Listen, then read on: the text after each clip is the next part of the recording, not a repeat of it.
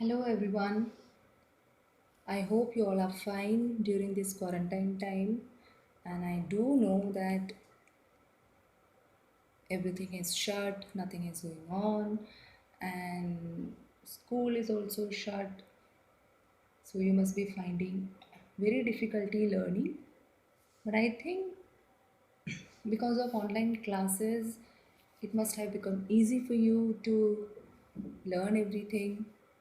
So I also thought of giving you some content related to 10th and 12th class. So today we'll be studying the 12th class. That is, the first book is the core book, that is Flamingo, and the second one is Vistas, the supplementary reader. Today we'll be going through the first book, that is Flamingo. So starting with the content, let me tell you that there is a prose portion and a poetry portion in Flamingo book. So the prose portion contains 8 chapters and the poetry portion contains 6 poems. So today we will start with the first chapter, that is the last lesson. The first chapter is the last lesson. Before starting the lesson, let us know a little about the author. That is already written in your book. If you all have that book, you can see that there is written first the last lesson about the author. So let us start this. Alphonse Daudet, 1840 to 1897. 1840 to 1897 is the date of birth and the demise date. Was a French novelist and short story writer.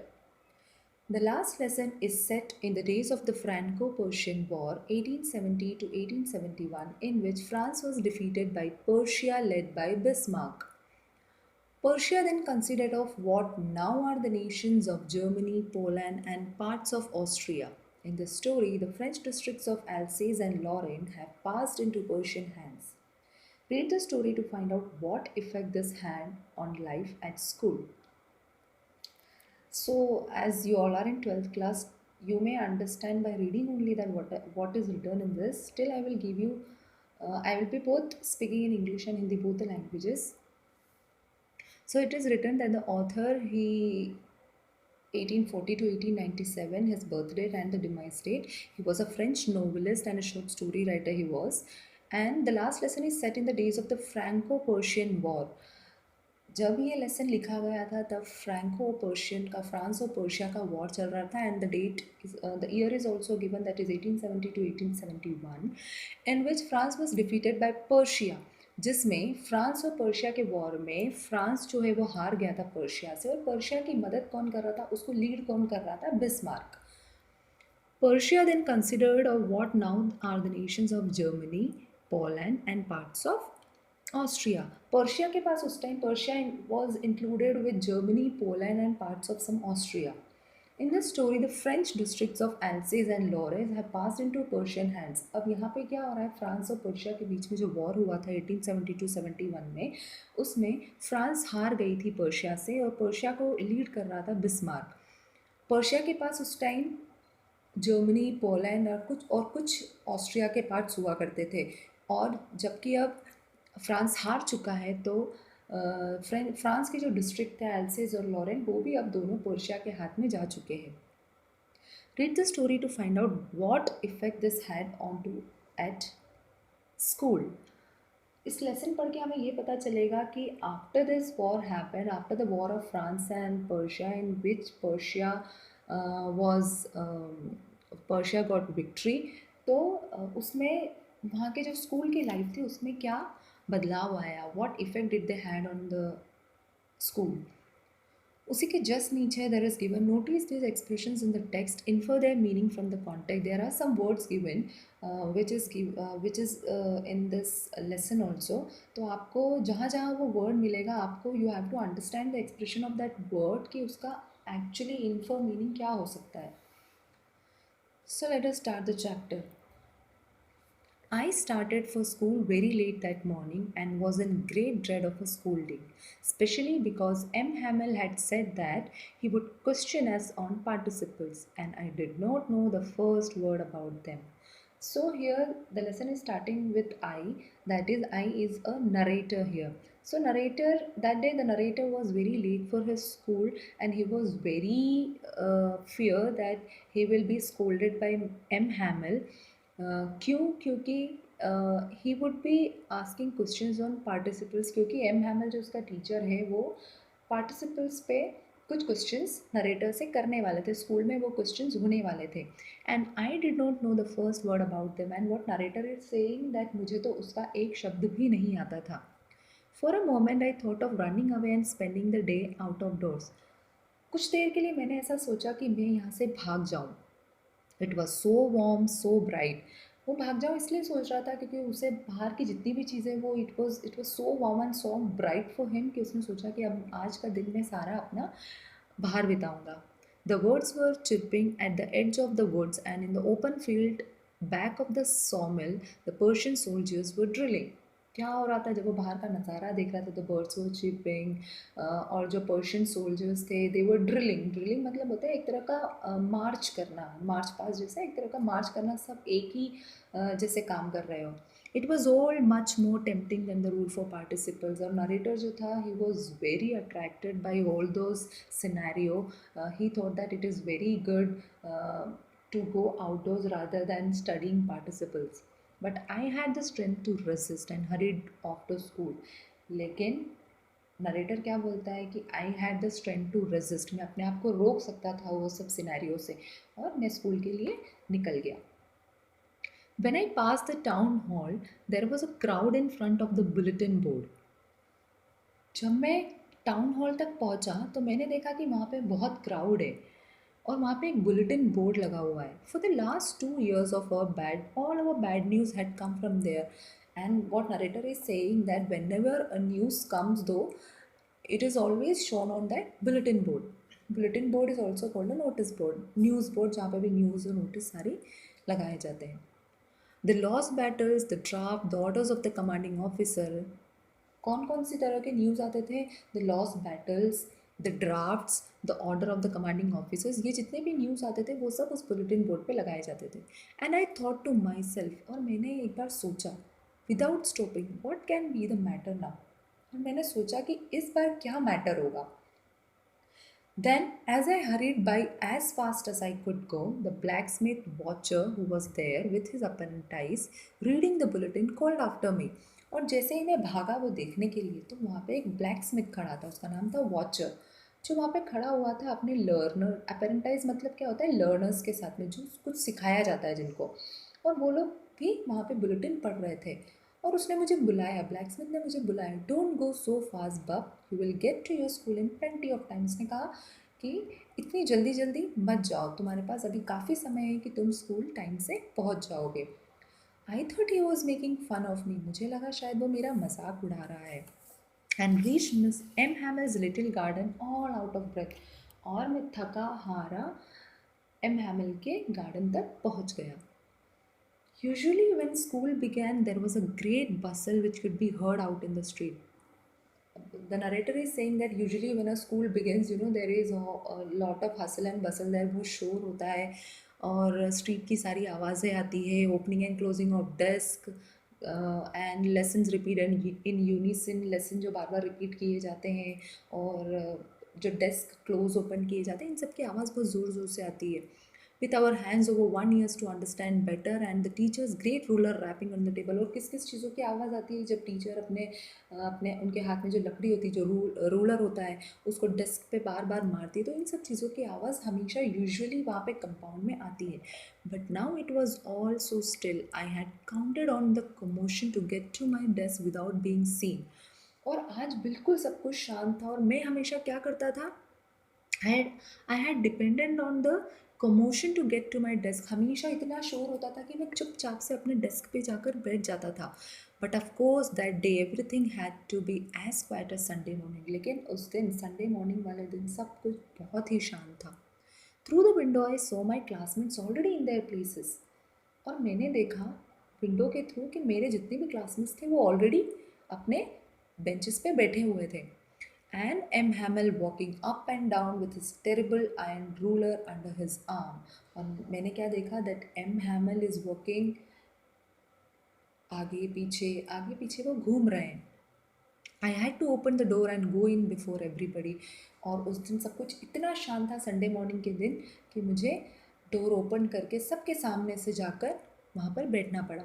You can imagine how I blushed and how frightened I was. आप लोग imagine कर सकते हैं कि मैं कितना blush किया होगा, मैं कितना डरा हुआ होगा जब मैं उन सबके सामने से गया। क्योंकि हमेशा वो नरेटर क्या करता था, वो हमेशा शोर में जाता था जिससे किसी को पता नहीं चलता था।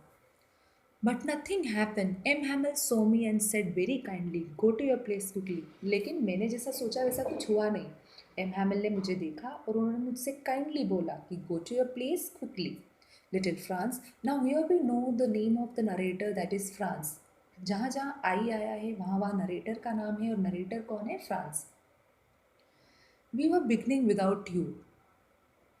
तो एम हैमिल ने बोला कि हम तुम्हारे बिना शुरू नहीं करते, तुम आ गए हो तो हम लेसन शुरू करते हैं।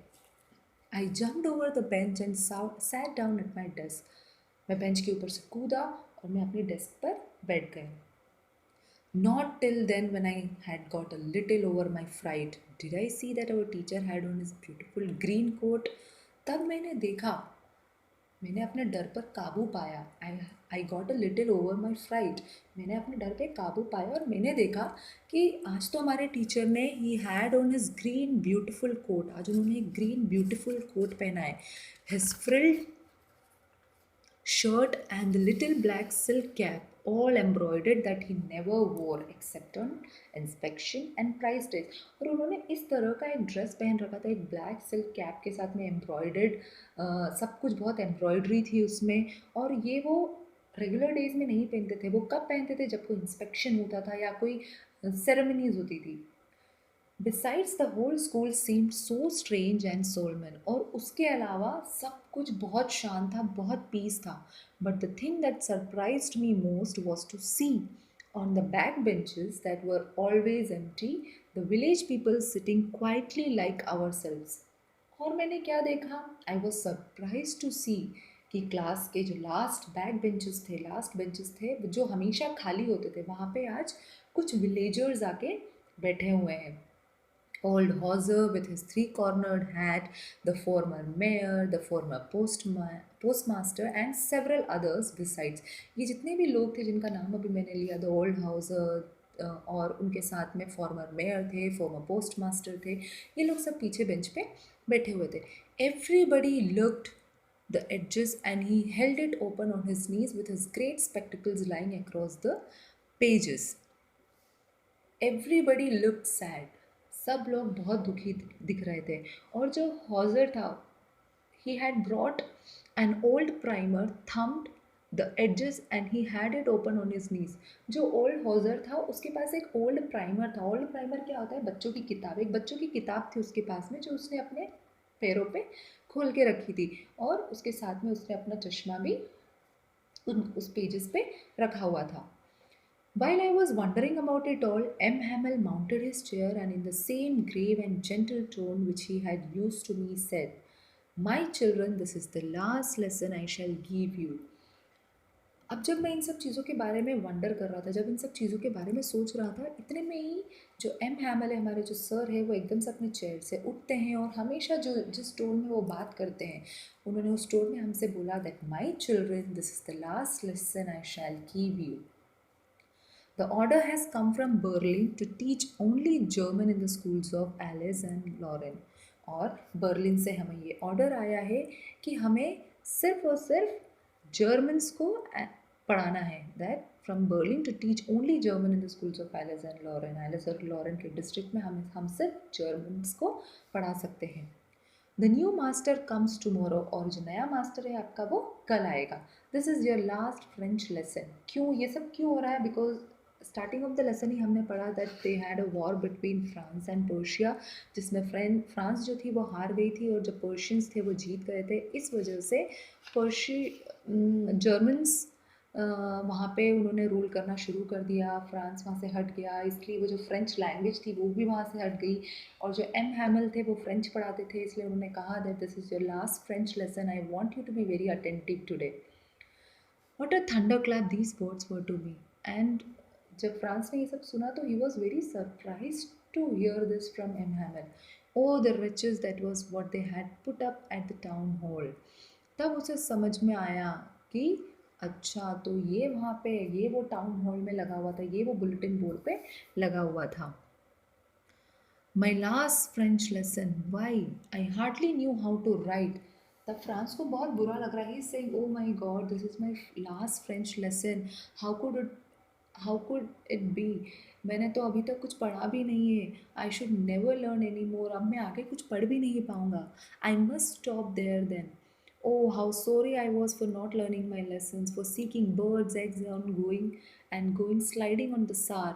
और वो सोच रहा है कि मैंने कितना गलत किया कि मैं जब भी लेसन्स होते थे तब मैं उस टाइम पे कभी बर्ड्स को पकड़ने चले जाता था, कभी बर्ड्स के एग्स उठाने चले जाता था, कभी मैं झूलों पर चले जाता था, कभी मैं रिवर साइड पे चले जाता था.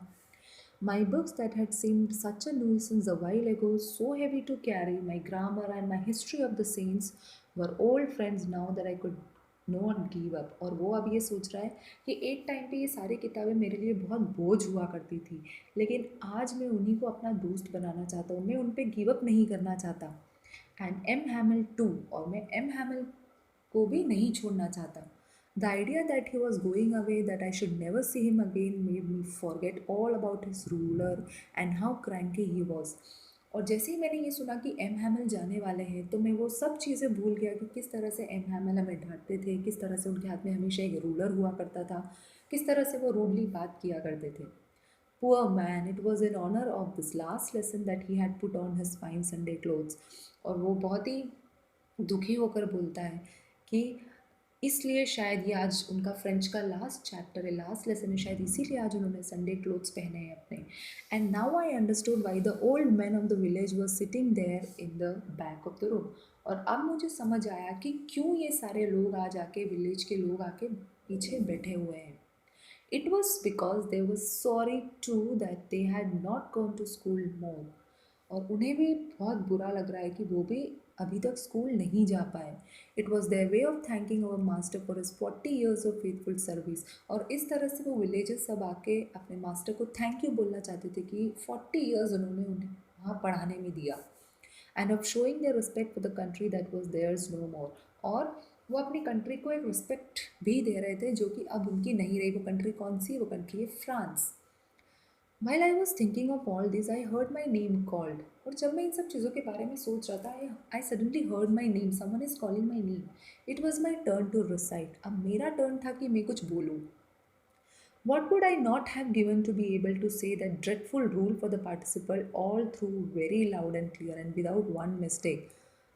अब मैंने तो पार्टिसिपल्स पढ़ा नहीं है और बिना किसी मिस्टेक के मैं ये पार्टिसिपल कैसे बोल सकता हूँ. But I got mixed up on the first words and stood there.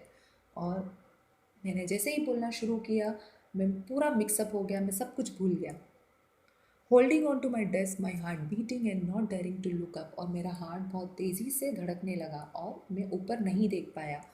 I heard M हैमल से टू मी. मैंने एम हैमल को बोलते हुए सुना. I won't scold you little France. मैं तुम्हें डांटूंगा नहीं. You must feel bad enough. तुम्हें ज़्यादा बुरा लगने की ज़रूरत नहीं है. See how it is. Every day we had said to ourselves, I have plenty of time, I will learn it tomorrow, and now you will see where we have come out. रोज़ हम अपने आप से बोलते हैं कि हमारे पास बहुत time है, हम तो कभी भी पढ़ सकते हैं, हम कभी भी कुछ भी कर सकते हैं. See, I will learn it tomorrow, and now you see where we have come out. अब तुमने देखा कि हम कहाँ पहुँच गए हैं. Oh, that's great trouble with Alice. She puts off learning till tomorrow. और वैसे भी एल्सेस में ऐसा ही होता है, हर चीज़ कल पे टाल दी जाती है. Now those fellows out there will have the right to say to you. अब जितने भी जर्मन्स होंगे उनको एक मौका मिल जाएगा ये सब बोलने का. क्या बोलने का? How is it you pretend to be Frenchmen and yet you can neither speak nor write your French language, your own language. उन्हें ये बोलने का मौका मिल जाएगा कि तुम अपने आप को फ्रेंच कहते हो, तुम्हें तो ना लिखना आता है और ना पढ़ना आता है. But you are not the worst poor little Franz. लेकिन सिर्फ तुम ही नहीं हो जिसे फ्रेंच नहीं आती है Franz. We have all a great deal to reproach ourselves with. हमें हम सबको अपने आप को कोसने के लिए हमें हम सबको अपने आप को कोसना चाहिए इस चीज़ के लिए, क्योंकि हमें किसी को भी अच्छे से फ्रेंच नहीं आती. Your parents were not anxious enough to have you learn. और ना ही तुम्हारे पेरेंट्स की इच्छा थी, ना ही वो एंक्शियस थे इस चीज़ को लेकर कि तुम्हें पढ़ना चाहिए। They pretend to put you to work on a farm or at the mills. वो हमेशा तुम्हें मिल्स पे, फार्म्स पे भेज दिया करते थे काम करने के लिए, so as to have a little more money, ताकि वो थोड़ा और पैसा कमा सके। एंड आई, और मैंने क्या किया? आई यहाँ पे कौन है? M Hamel. और मैंने क्या किया? I have been to blame also, मुझे भी ब्लेम करना ज़रूरी है।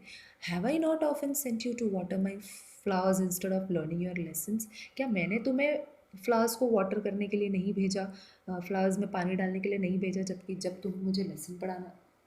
मुझे तुम्हें लेसन पढ़ाना चाहिए था? And when I wanted to go fishing did I not just give you holiday? और जब मैं फ़िशिंग करने के लिए जाना चाहता था, क्या तब मैंने तुम्हें हॉलीडे नहीं दिया? तो इसमें मेरी भी गलती है और तुम्हारे पेरेंट्स की भी गलती है। Then from one thing to another M Hamel went on, और ऐसे ही बातें करते करते एक के बाद एक चीज़ एम हैमल बोलते गए।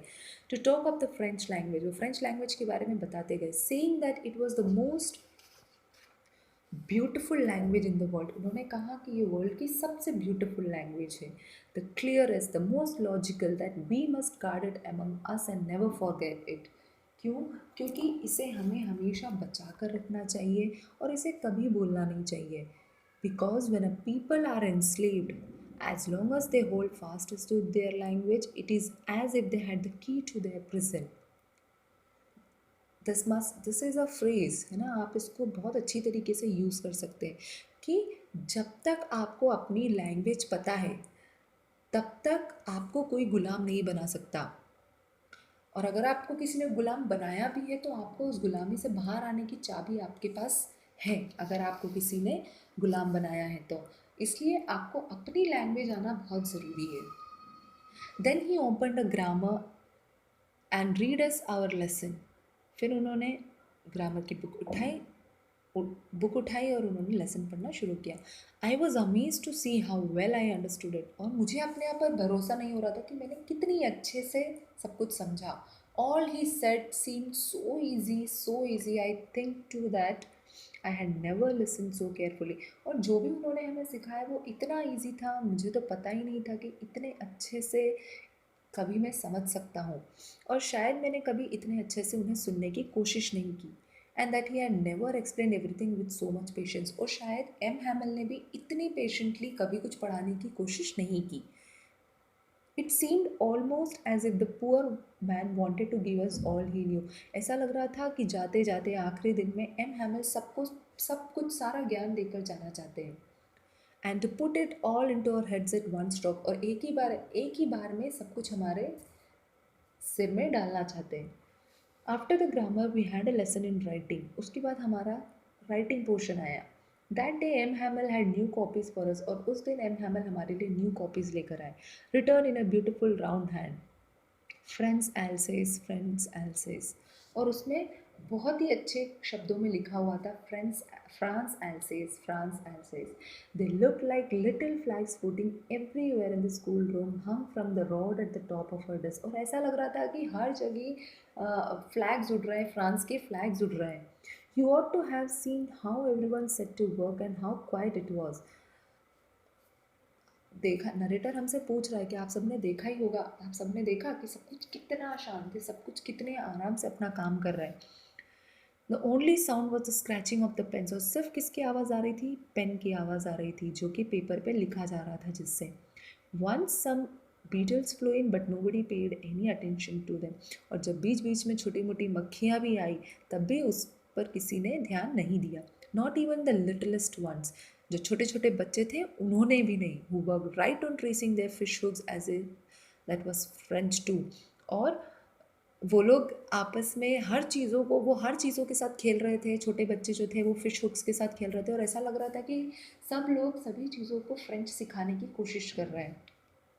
On the roof the pigeons cooed very low and I thought to myself, और रूफ के ऊपर जो pigeons थे वो भी बहुत धीरे धीरे आवाज़ कर रहे थे, और मैंने अपने आप में सोचा, will they make them sing in German even the pigeons? उसने सोचा कि क्या ये जर्मन्स pigeons को भी गाना सिखाने वाले हैं जर्मन्स में। Whenever I looked up from my writing, I saw M. Hamel sitting motionless in his chair. जब भी मैंने अपना लिखते लिखते सिर उठाकर देखा, तो मैंने देखा एम हैमल जो थे वो बिल्कुल मोशनलेस बैठे हुए थे अपनी चेयर पे, and gazing first at one thing, then at another, वो एक चीज़ को देखते फिर दूसरे चीज़ को देखते, as if he wanted to fix in his mind just how everything looked in that little school room. और वो ऐसा लग रहा था कि वो सब कुछ अपने दिमाग में छाप कर जाना चाहते थे। Fancy for 40 years he had been there in the same place. 40 साल तक वो एक ही जगह पर रहे, with his garden outside the window and his class in front of him. उनके विंडो के वहाँ से गार्डन दिखता था, और हमेशा वो एक ही क्लास में बैठते थे और वो हमेशा अपनी क्लास को संभालते थे। Only the desk and benches had been worn smooth. The walnut trees in the garden were taller. और क्या क्या चीज़ें वहाँ पे बदल गई थी सिर्फ, जो डेस्क